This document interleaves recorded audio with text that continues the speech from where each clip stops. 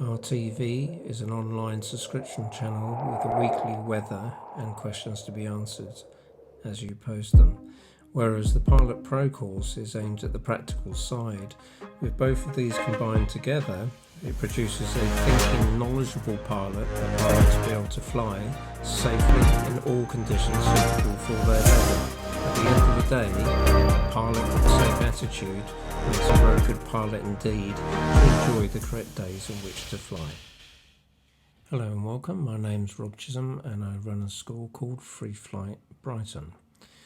Now, what I'm going to talk you through today is just the simple area of examples aiming to catch a thermal. Most of these videos come out before and they're observed on a platform called RTV, which you can subscribe to for £5 a month.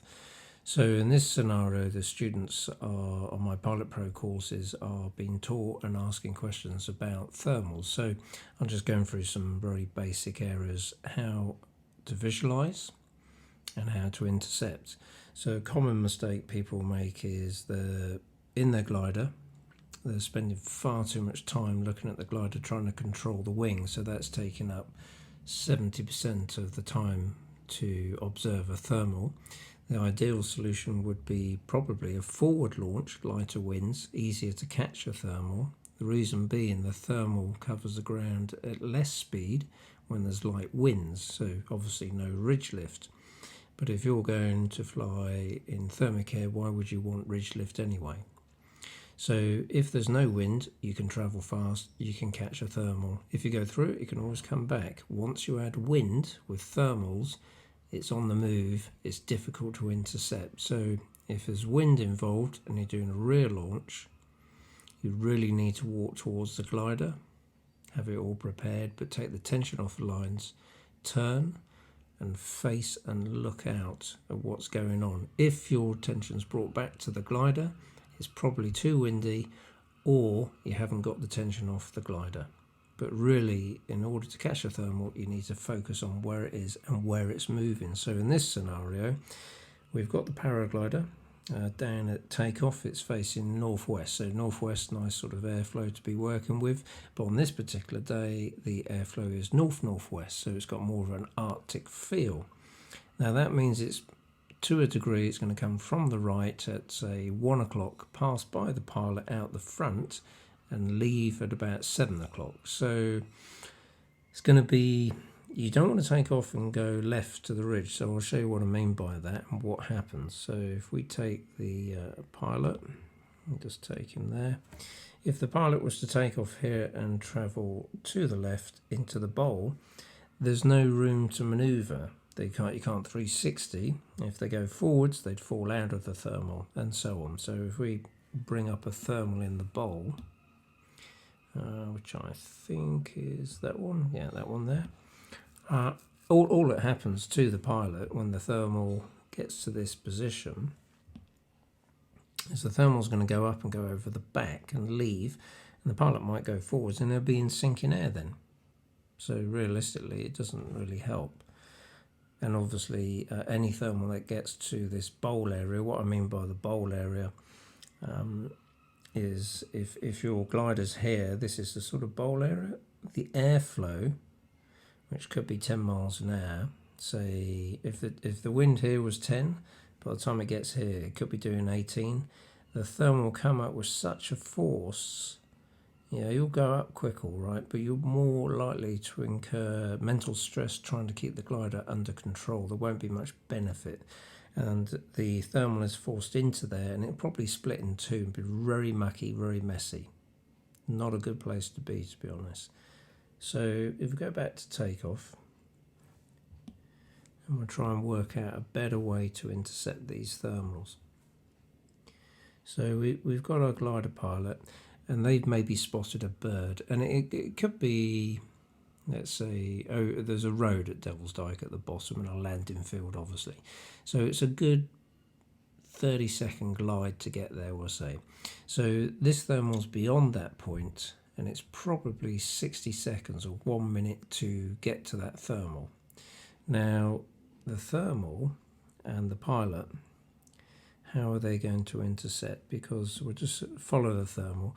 The thermal's going to change shape, don't forget, but the thermal, if it travels like that and it ends up over there, which is what's going to happen in our case scenario, if the pilot goes in a straight line, they're not going to intercept that. The thermal will be over here.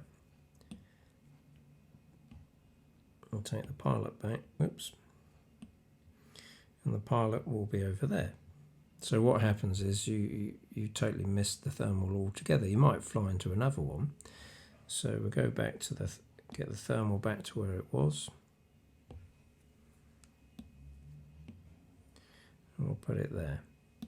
So what the pilot has to do, observing the thermal, not concentrating on the wing, remember, but watching the thermal, is work out where it's going to track. So you could quite happily sit there at takeoff, not in your harness, and just watch where the thermals go. See what they do, see where the bird goes, see what goes on. Try to observe them so you can get second nature at following and intercepting these thermals.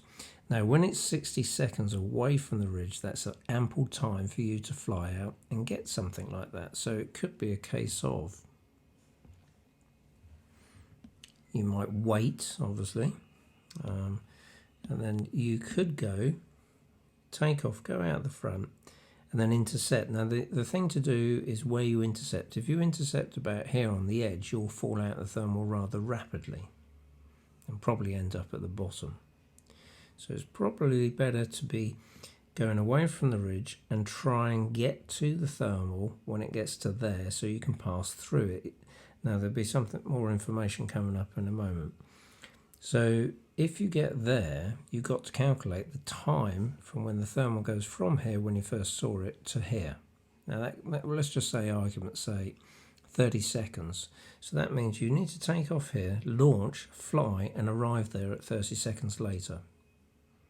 Now, that thermal at 10 miles an hour travelling, if it's not too big, you may only have 12 seconds and it's gone. So there's maybe 40 seconds, let's say, in which you can use that thermal. Now, the other bit of information which people sometimes forget is the shape of the thermal is going to totally change. So as it accelerates and comes into this sort of ridge environment, the shape of the thermal will change because the tree line's down below, and it will become more sort of egg shape. It won't be so circular, we'll say.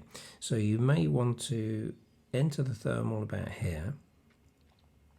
Obviously the circle's not egg shaped. As you go upwind, the thermal will come downwind quickly. You may have to bank very hard to catch it up and go downwind and then catch it, because that thermal is going to be moving all the time downwind. And as soon as you get to about here, I leave it, because again, I'll just bring up that other thermal. I don't want to be stuck in this bowl area here, because the air will become very turbulent, and I haven't got them in, but there's loads of little trees down here. Well, they're not little actually, about 100 foot tall, and as the thermal goes up the front of those trees in wind, the thermal changes shape, it becomes irritable, and it's not user friendly at all. Just sort of accept my thoughts on that, and there's a very lack of landing around it. It's too steep.